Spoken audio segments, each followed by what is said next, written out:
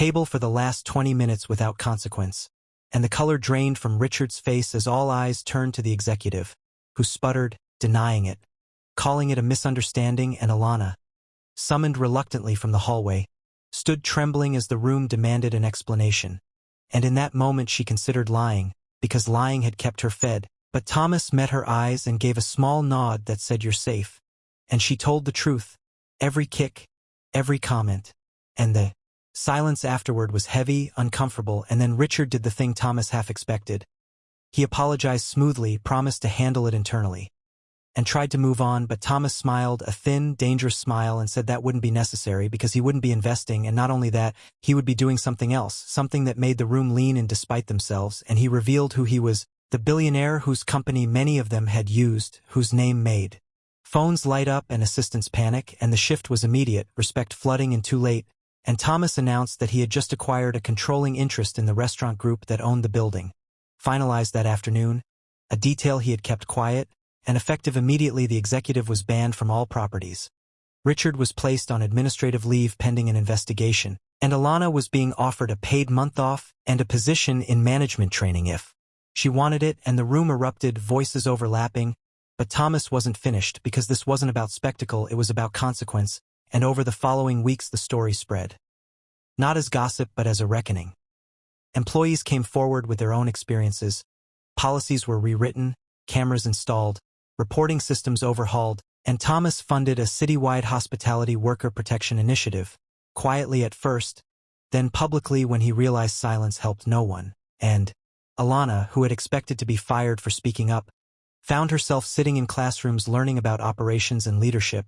her limp fading, her confidence growing, and one afternoon months later she stood in that same building, now renovated, welcoming guests not as someone to be ignored but as someone whose voice mattered, and Thomas watched from the back during the reopening, not wanting credit, just wanting to see if the world really could bend toward fairness when someone decided to act. And the final twist came a year later when Alana, now a general manager, recognized a familiar face applying for a job, someone down on their luck, someone asking for a second chance, and she realized power wasn't about revenge but responsibility, and she offered professionalism, not cruelty, because she had learned the difference. And as Thomas read the quarterly report showing not just higher profits but lower turnover and higher satisfaction, he smiled, knowing that a whispered plea had done what no boardroom speech ever could, and that sometimes the most American story of all wasn't about climbing to the top alone, but about who you lift when you finally get there. The first thing anyone noticed was the sound, not loud enough to draw a crowd, not sharp enough to stop the room, just a soft, broken plea that slipped beneath the clatter of silverware and the low murmur of deals being made. "Please stop kicking me?" whispered the black waitress as her knee buckled slightly behind the linen-draped table in the most expensive private dining room in downtown Chicago, a room reserved for CEOs, board members, and men who spoke about millions as if they were loose change, and the man doing the kicking, a red-faced executive whose cufflinks alone could pay a month of rent, smirked as if her pain were an inconvenience rather than a crime, nudging her again under the table with polished shoes while laughing with the CEO seated across from him. A CEO who didn't laugh but didn't stop it either, because silence in rooms like these often counted as consent, and the waitress, whose name was Alana Brooks, had learned long ago that raising her voice could cost her job faster than swallowing her dignity, so she steadied the tray in her hands, forced her breath to even out, and kept pouring water like nothing was wrong, unaware that in the far corner of the room sat a man no one recognized, a man with a weathered face and eyes that watched too closely, dressed plainly enough to be mistaken for an assistant or consultant, a man named Thomas Hale who, unknown to everyone present, had sold his logistics startup 6 months earlier for just over $1 billion and had since been moving through the city quietly, anonymously, trying to decide what kind of man he wanted to be after money stopped being the problem. And as Alana moved to step back, the executive kicked her again, harder this time, muttering something about "watch where you're standing." And the pain shot up her leg like electricity, bringing back memories she tried hard to forget, of her mother working 2 jobs, of eviction notices, of being told she should be grateful just to have a job, and something inside her cracked just enough for the words to slip out, "Please stop kicking me." And the table went quiet for half a second before the CEO cleared his throat and continued talking about mergers, because in that world discomfort was brushed aside if it threatened profit, and Thomas watched, his jaw tightening,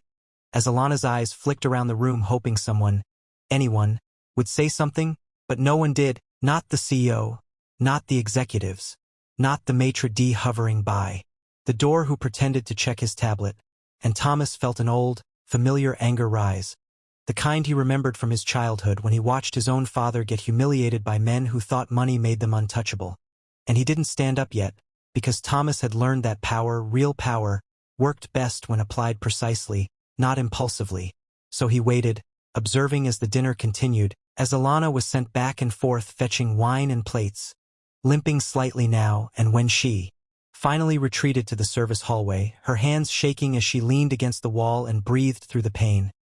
Thomas excused himself quietly and followed, finding her there wiping her eyes with the edge of her apron. And when she looked up, startled, he spoke gently, asking if she was okay, and she tried to brush it off, because that was safer. But something about his calm, steady presence made her pause, and she told him the truth in broken sentences.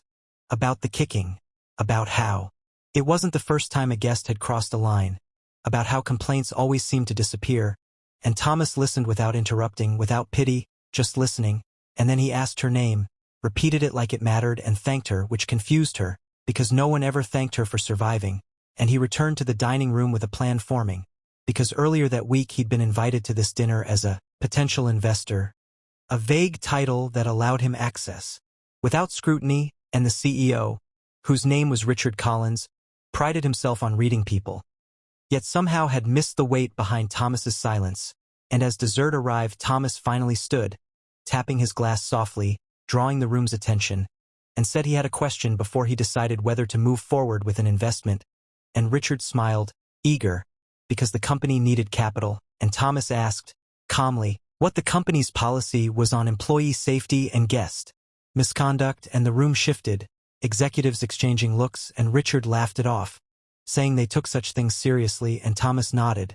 then asked why one of their guests had been physically assaulting a waitress under the